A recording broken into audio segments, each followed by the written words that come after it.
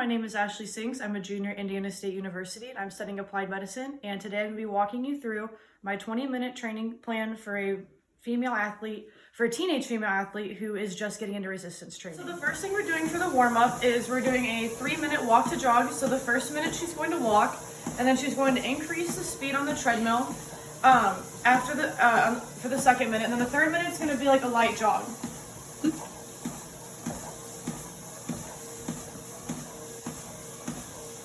While she's doing the walk to jog, we're going to be focusing on raising up her heart rate and getting her body loosened out to get ready to perform the main exercise.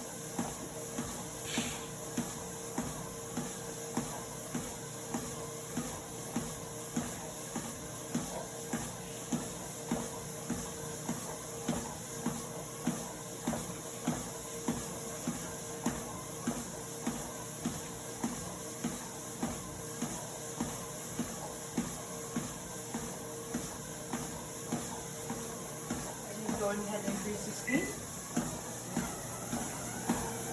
How are you feeling today? Good? That's good. It's also important to make sure that you check in on how the athlete's feeling, if they have anything that's sore, or if they're having any emotions, because that can affect how an athlete is going to train that day, especially in teenage athletes, because they have a lot of things going on within their social life and their home life. So it's good just to check in and see how they're going to be performing for this exercise session.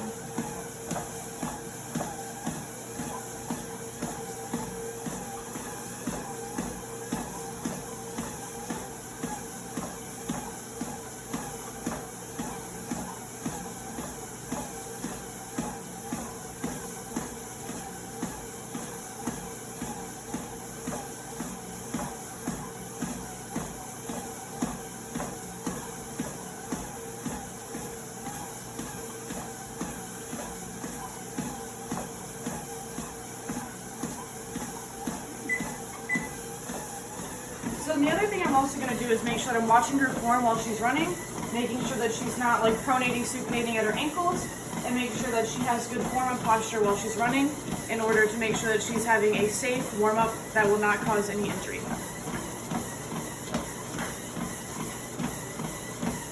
You're doing great. You're still feeling good? I'm glad to hear.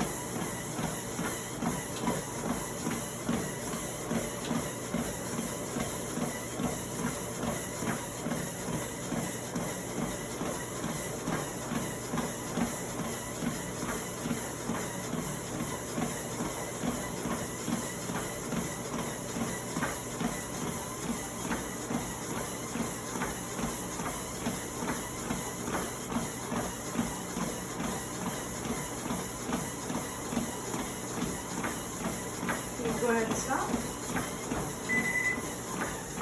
So then the next part of the warm-up is going to be doing some dynamic stretching. I'm going to leave it up to the athlete's choice since they know their body best, but you can go ahead and come over here and then you can do 30 seconds of arm swings each side just to kind of stretch out your shoulder joints, your elbows, your wrist joints, and then do the same thing for your legs, about 30 seconds each side.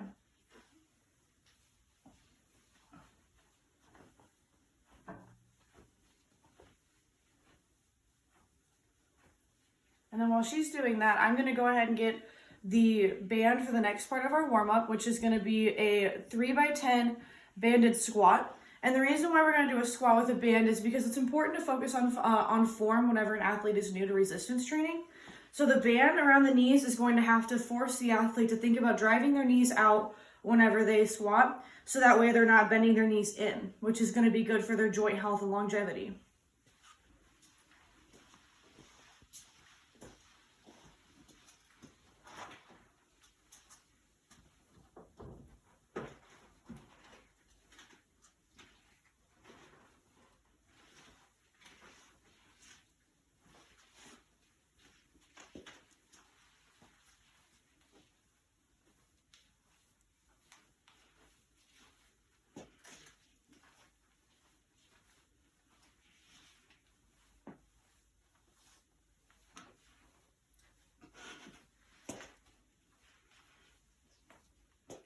Alrighty, feel loose?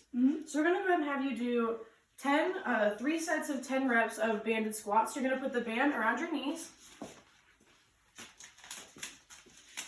Okay. Then you're going to stand feet shoulder width apart, And then you're going to squat like you're sitting back in a chair. Make sure you keep your heels on the ground and you're putting tension on the band. You're pushing the band out with your knees when you squat down.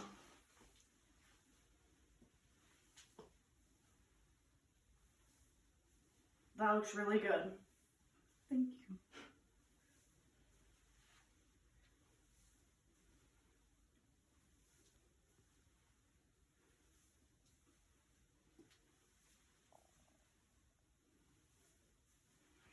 Ready, perfect. And then you can go ahead and take about like 30 seconds to a minute rest. Whenever you're feeling like a little bit recovered, you can start the next set.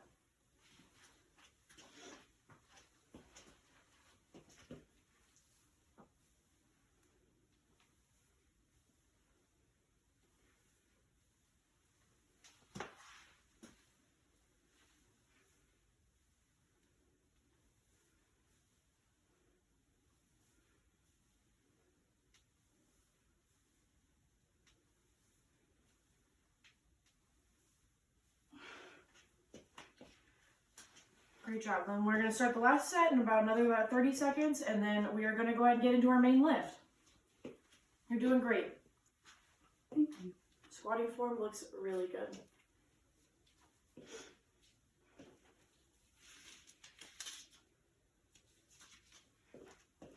Am I good to go? Yep, you're good.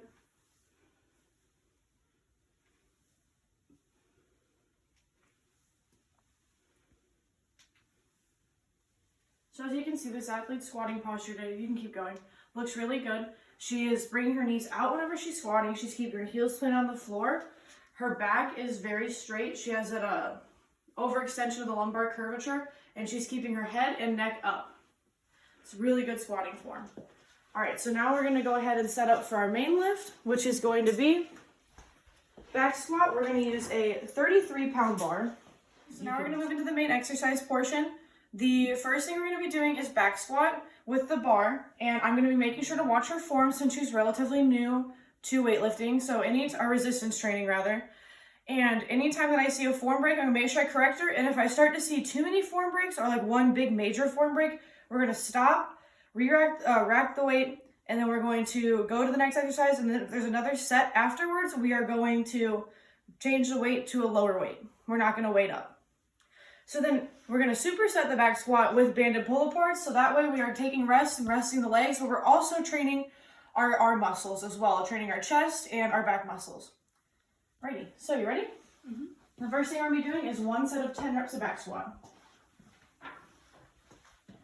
For safety reasons, make sure I'm spotting her while she squats, but I'm also going to be watching her form, making sure her feet are hip width apart. Her back is straight up, her head is straight. And she's leaning back like she's sitting in a chair, and her feet and her heels stay in contact with the floor. That looks very good.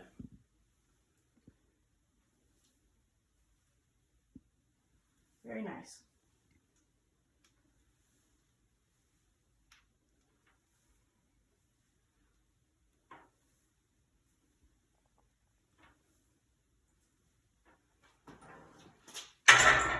Okay. So the next exercise you're going to be doing is banded pull aparts. You're going to hold the band in your hands like this, and you're just going to pull it apart. You're going to do 4 sets. You're going to do 10 reps in between each set of squat. Okay. Then while she's doing that, I'm going to make sure I monitor her form, and then I'm going to help her set up the weight for the next round.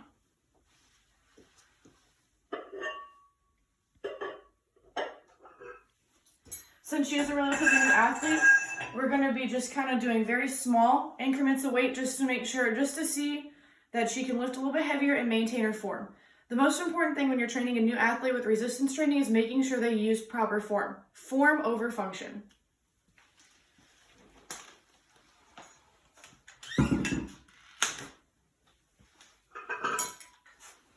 How'd that first set feel? It felt good. That's good. Ooh, that's loud. All right, so then for this next set, you're only going to be doing 5 reps. Make sure you keep good form. And whenever you're ready.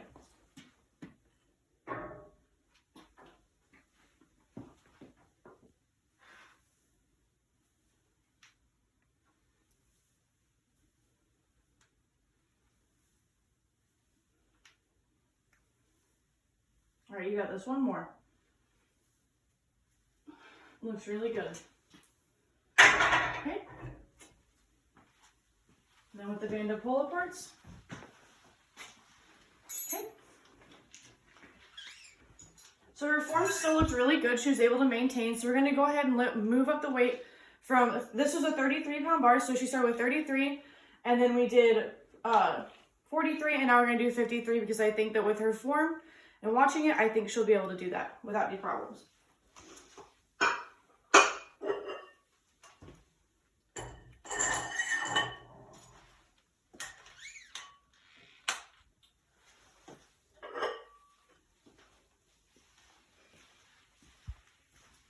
Excuse me.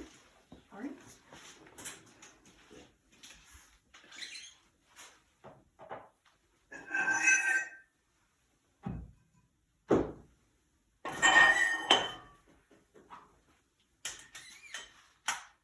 Alrighty, whenever you're ready.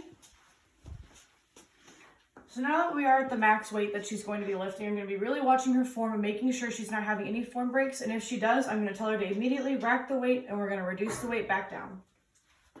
Do 3. Yep, it's 3 of them this time.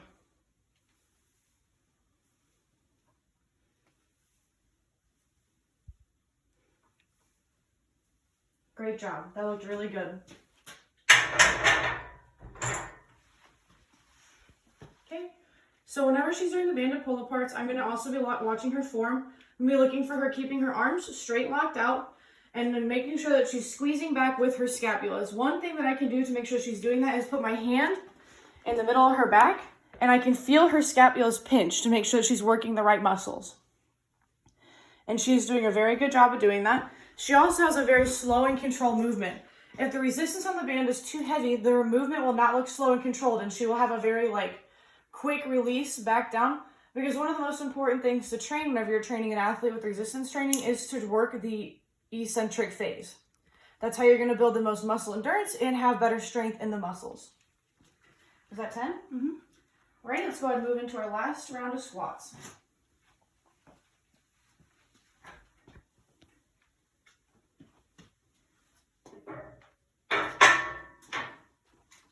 All right, you got this. 3 more.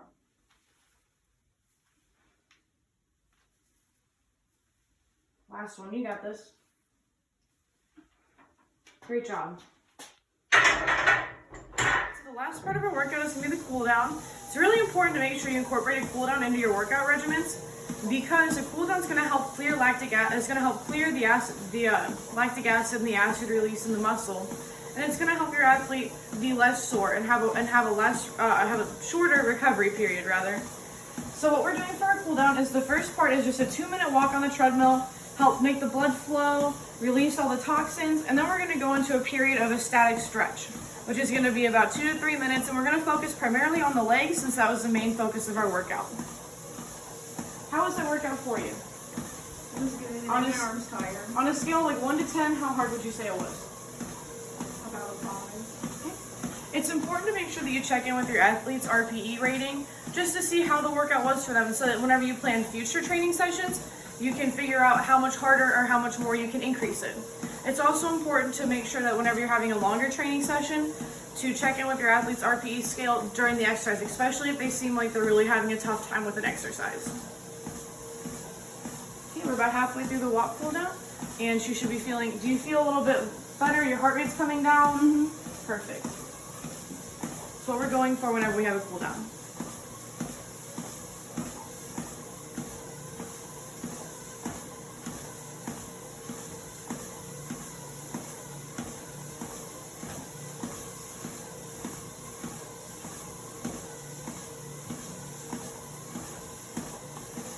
Again, while she's doing the cool down, I'm going to be watching her form while she's walking, making sure she's not overly supinating or pronating at the ankles, making sure that she isn't having any bad posture. And her posture looks really good while she's walking. Her ankles look good and stable. So I think she's looking pretty good. And as this walk wraps up, we are going to go over to the mat and we're going to perform a little bit of static stretching. Alrighty.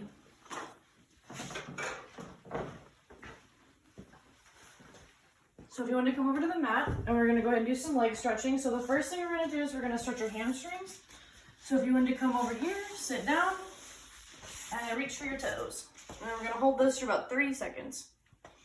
Whenever you're doing static stretching as a release stretch, it's important to make sure that you hold the stretch for at least 30 seconds, or else it's not going to be able to have the muscle completely relax, and it's not going to allow the muscle to completely stretch and reach its fullest stretching capability.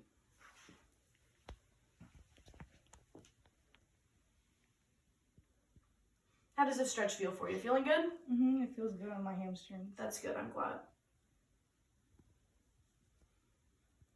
All right, so then we're gonna go ahead and switch into a quad stretch, which we're gonna do like this, and then you can lean back into it if you want. And remember, you should only stretch until you feel a little bit of tightness or minimal pain.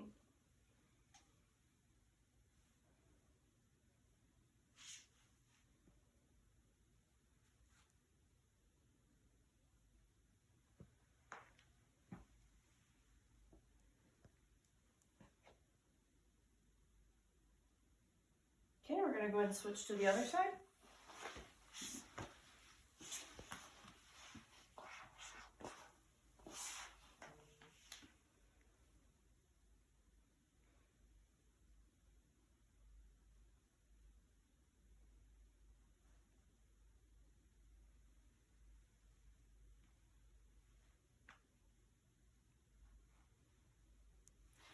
Alrighty, so I'm going to leave this final portion for to tell the athlete that my training session's done with them, but if they want to stay and stretch a little bit more, they can feel free.